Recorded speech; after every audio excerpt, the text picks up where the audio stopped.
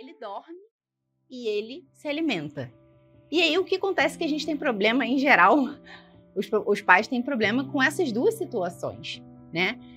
A gente tem dificuldade na amamentação, então por mais que a gente já tenha amamentado um bebê, uma nova amamentação é sempre estressante, é sempre difícil, até que desça e tenha apojadura, né? Enquanto só tem colostro, a criança ainda não se alimenta adequadamente, ela precisa amamentar mais vezes, e a gente precisa ficar ali à disposição.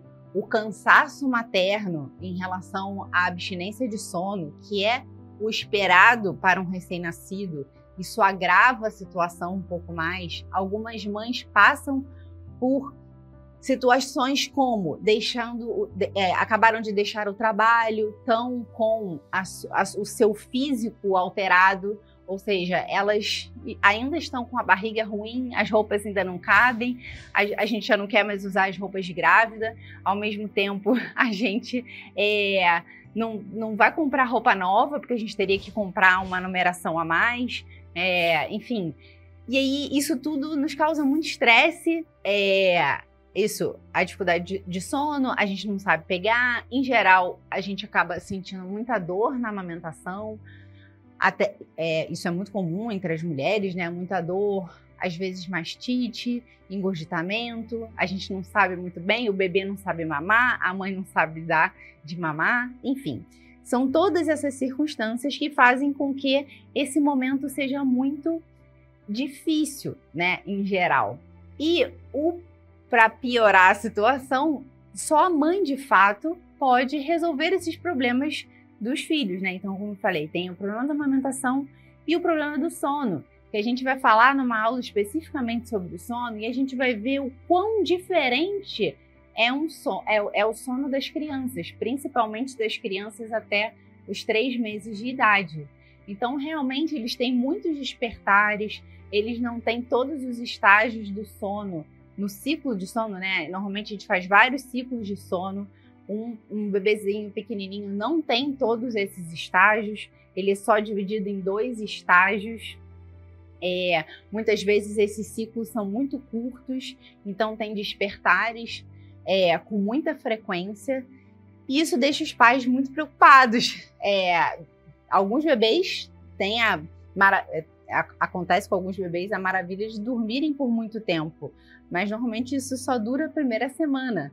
Depois eles começam, de fato, a acordar mais vezes. E isso atrapalha o sono materno e a mãe não sabe muito bem o que fazer. Tem a alteração do sono. Normalmente eles acabam dormindo mais durante o dia, ficam mais acordados durante a noite. O ciclo sono e vigília ainda não está muito bem estabelecido.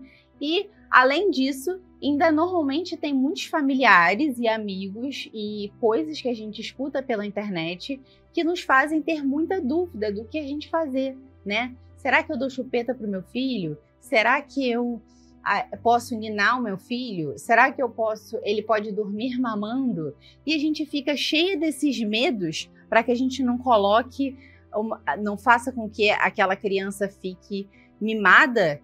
E a gente acaba, nem a gente dorme, nem a criança dorme, e vira-se um estresse.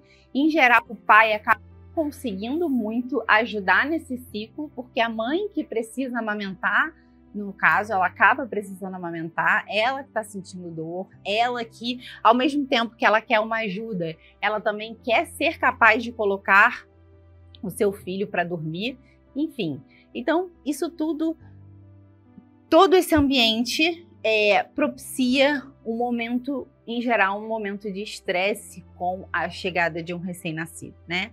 Então, eu queria falar algumas coisas aqui que podem facilitar essa adaptação do recém-nascido a essa casa, né?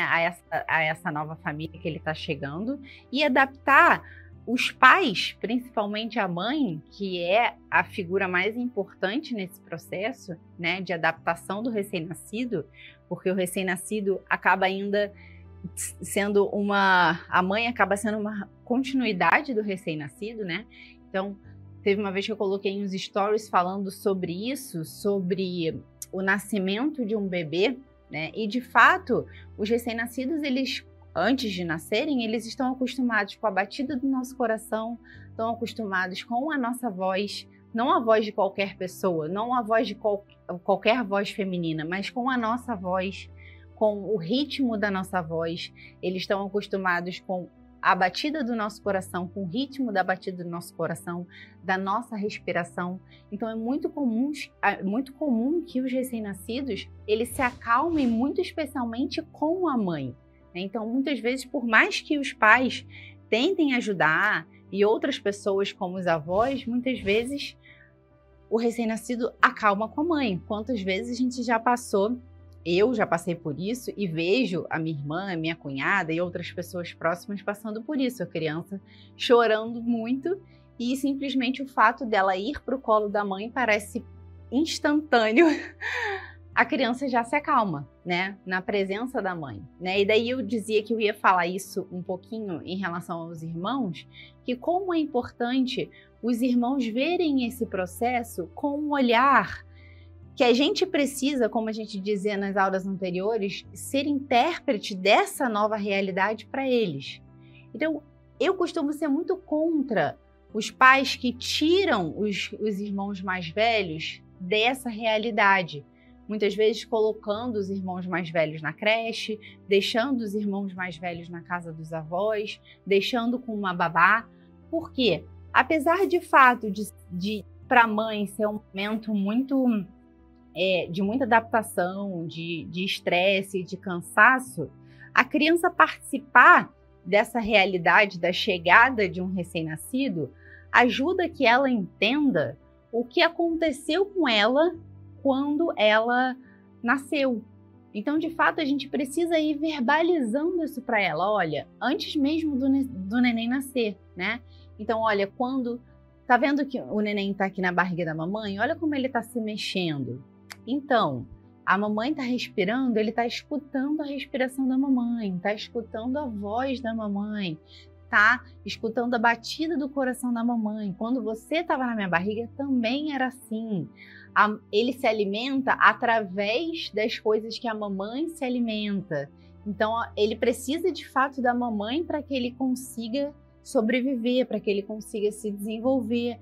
A gente vai contando ao longo da gestação como que o bebezinho era tão pequenininho quando a gente descobre, né? A gente pode ir mostrando na régua o tamanho do neném e o tamanhão que ele já tá, né? Então, hoje eu tô entrando no 8º mês e aí eu falei para os meninos, olha como ele já tá grande, ele já tá com 2 quilos, ele já mede 40 centímetros aproximadamente, né? Então a gente já vai preparando, falando, nossa, como tá grande, e aí eles querem colocar a mão na barriga. Eu falei, olha, então agora ele já é capaz de escutar a voz de vocês. Quando ele nascer, ele já vai reconhecer a voz de vocês. Olha quando vocês colocam a mão na barriga da mamãe, como ele se mexe. Quando a mamãe come chocolate, olha como ele se mexe. Então a gente vai criando um vínculo dos irmãos com o bebezinho, né? E daí a gente vai contando um pouquinho como é que é o processo da chegada do irmão, quando o irmão chegar, como é que vai ser, que a mamãe vai estar no hospital. Talvez eles consigam ir visitar a mamãe no hospital, talvez não, né? A gente já vai envolvendo eles nesse processo antes mesmo da chegada do neném. E daí, quando ele chegar, a mamãe vai ter acabado de ter um bebezinho, a mamãe vai estar cansada, eu vou precisar muito da ajuda de vocês. Enfim, a gente vai conversando tudo isso com a criança e a criança, quando chegar na situação, ela já vai estar mais preparada para isso. Vai mostrando as roupinhas do bebê, né?